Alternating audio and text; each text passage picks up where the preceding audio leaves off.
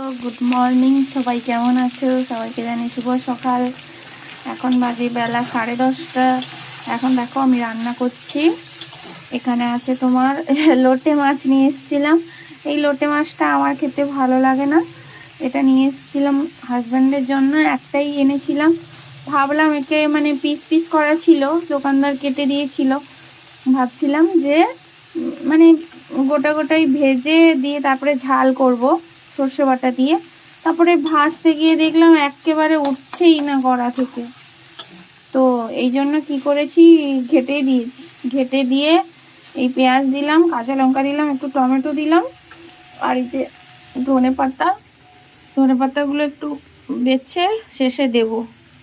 আর এখানে এই যে দেখো কাঁচকলা, কুমড়ো, আলু কেটে রেখেছি। এখানে হচ্ছে কুমড়ো শাক ভিজিয়ে রেখেছি। কুমড়ো শাক এইগুলো দিয়ে, এই সবজিগুলো দিয়ে কুমড়ো শাকের তরকারি করব। আর এইটা হচ্ছে, এটা আমি খাবো না, আমার তরকারি আছে, দুপুরের তরকারি হয়ে গেছে। এটা রাত্রে হাজব্যান্ড এলে খাবে, খাবো না। এই মাছটা আমার ভাবতে গিয়ে ওই মাছটা আমার ভালো লাগে না, তাই ওই মাছটা আমি খাবো না।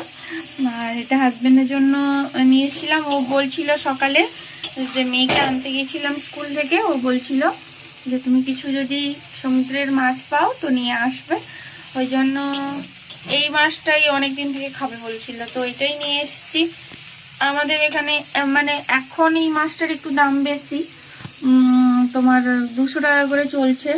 কারণ হচ্ছে এখন বিয়ের সিজন চলছে, তো তো এখন এই মাছটা ওই কি বলে, ওই ফিশ ফিঙ্গার টিঙ্গার ওই রকম টাইপের কিছু মানে করতে হচ্ছে, মানে লেগে যাচ্ছে। ওই জন্য এই মাছটার দাম বেড়ে গেছে। এই মাছটার কেন, বিয়ের সিজন তো এখন তোমার ক্যাপসিকাম, বিনস, গাজর সবেতেই দাম বেড়ে গেছে। আর এই দেখো একটা ব্রণ বেরিয়েছে, পেকে গেছে, এটা এখনো ফাটেনি, ব্যথা, খুব ব্যথা। আর এই দেখো এই যে এইখানটায় আর একটা ওইখানটায় হালকা করে কি হয়েছে না, সেদিন ডাল রান্না মানে ওই সবজি দিয়ে ডাল রান্না করছিলাম, কড়াতে হচ্ছে প্রেসার কুকারে করছিলাম। তো ফোড়ন দিয়েছি, লঙ্কা টঙ্কা দিয়ে দিয়েছি, তারপরে সবজি দিয়ে দিয়েছি, দিয়ে করে না কি জানি ওই ছিটে এলো, দিয়ে যে হয়ে গেছে, তেল ছিটে এসেছিল, এরকম হয়ে গেছে। আর ঠিক হয়ে যাবে আমার গ্যাস। রান্না করলে একটু ছাকা পোড়া খেতেই লাগে, তাই না? হোক, তোমরা এখন বেশি করবো না, আজকে আমার টিফিন হয়ে গেছে। আর এর কবে বলো তো, কোন এর আগের দিনের ব্লগটায় না তার আগের ব্লগটায় হচ্ছে বলছিলাম যে আমার এখানে এসে পরিচয় হয়েছিল ওই বান্ধবীটার ছেলের জন্মদিন ছিল, তো ওই দিয়ে গেছিলো, ওইটা বলছিলাম।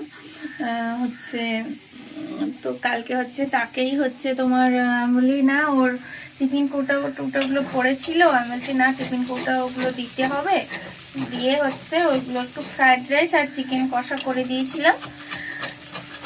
ওইটাই একটু ফ্রাইড রাইসটা ছিল কালকে, ওইটাই খেয়েছি সকালে। তো আর তোমাদের কার কার কি টিফিন হয়েছে বলো কমেন্ট করে।